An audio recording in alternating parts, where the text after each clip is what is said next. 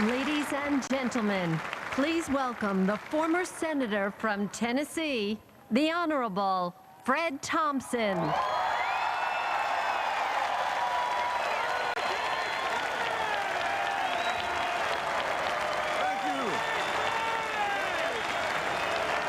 Thank you. Thank you. Thank you. Thank you very much. Thank you. Thank you. Well, my friends, thank you very much. As has been mentioned, our thoughts are still with our friends and fellow citizens in the Gulf Coast. And our special thanks go to those who have worked so hard to keep them safe. There can be no more important work than that.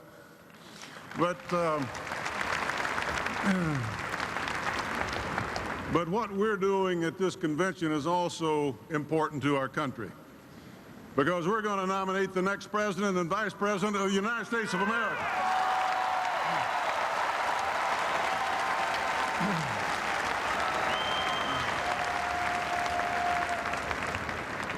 We do so while taking a different view of our country than that of the other party.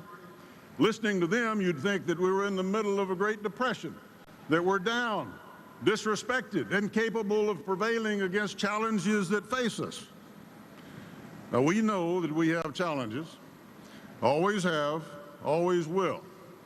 But we also know that we live in the freest, strongest, most generous, and prosperous nation in the history of the world, and we're thankful for that.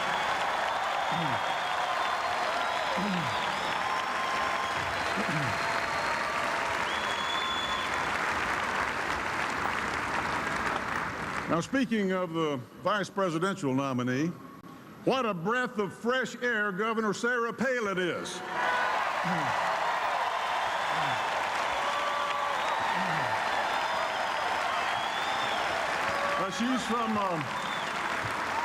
She's from a small town with small town values.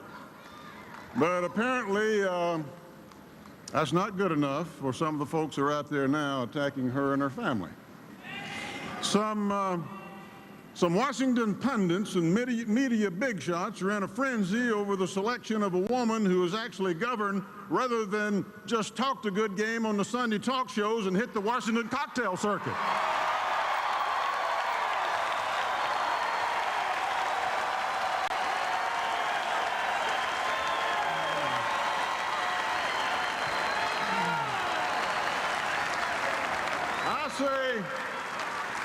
I say, give me a tough Alaskan governor who has taken on the political establishment in the largest state of the union and won over the Beltway business as usual crowd any day of the week.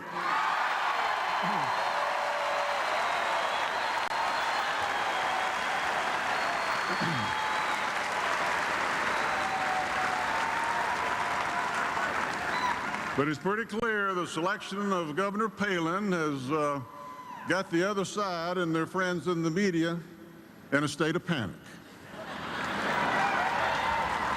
And no wonder.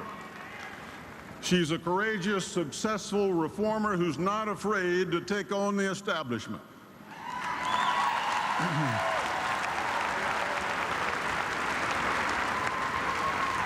Sound like anybody else we know? She's run a municipality and she's run a state. And I think I can say without fear of contradiction, she's the only nominee in the history of either party who knows how to properly field dress a moose.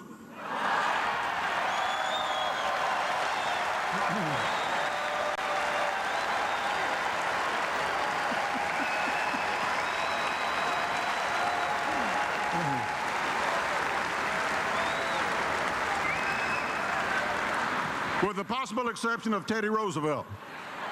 Okay. When she and John McCain get to Washington, they're not going to care how much the alligators get irritated. They're going to drain that swamp.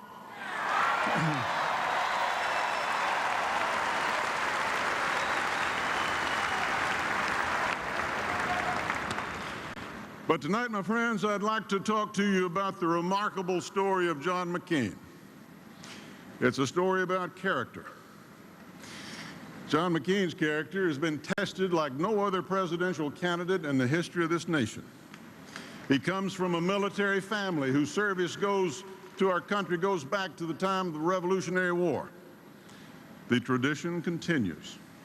As I speak, John and Cindy McCain have one son who's just finished his first tour in Iraq, and another son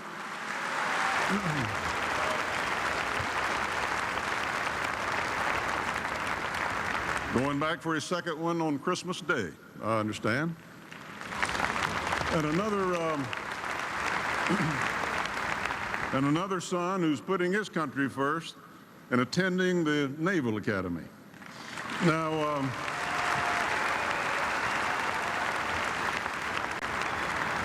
we have a number of the McCains in the audience tonight, and I just want you to, I understand they've been introduced, but I want you to understand how proud we are of you and how much we thank you for what you're doing for your country.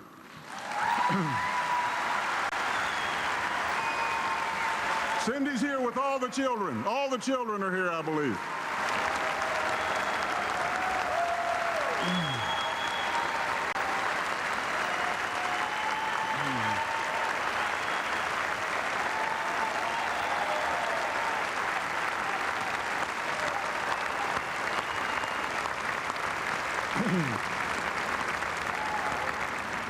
John is also here tonight is John's 96-year-old mother, Roberta.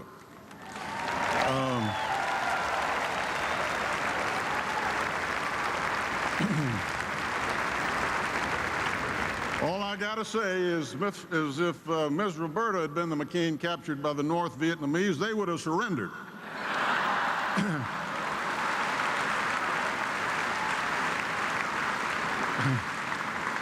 Now, John's father was a bit of a rebel, too. In his first 2 semesters at the Naval Academy, he managed to earn 333 demerits. Unfortunately, John later saw that as a record to be beaten.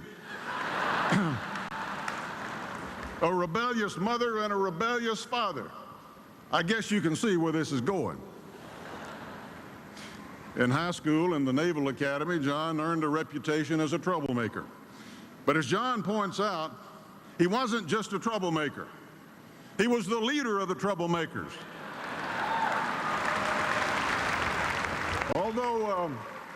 Although loaded with demerits like his father, John was principled even in rebellion.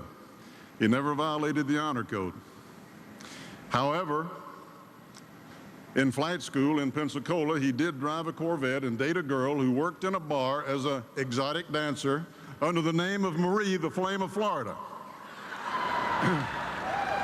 Now, the reason I'm telling you these things, that apparently this mixture of rebellion and honor helped John McCain survive the next chapter in his life. John McCain was preparing to take off from the USS Forrestal for his 6th mission over Vietnam when a missile from another plane accidentally fired and hit his plane. The flight deck burst into a fireball of jet fuel. John's flight suit caught fire. He was hit by shrapnel. It was a scene of horrible human devastation. Men sacrificed their lives to save others that day. One kid, who John couldn't identify because he was burned beyond recognition, called out to John to ask if a certain pilot was okay. John replied, yes, he was. The young sailor said, thank God, and then he died. These are the kind of men John McCain served with. These are the men and women John McCain knows and understands and loves. If you want to know who John McCain is, if you want to know what John McCain values, look at the men and women who wear America's uniform today.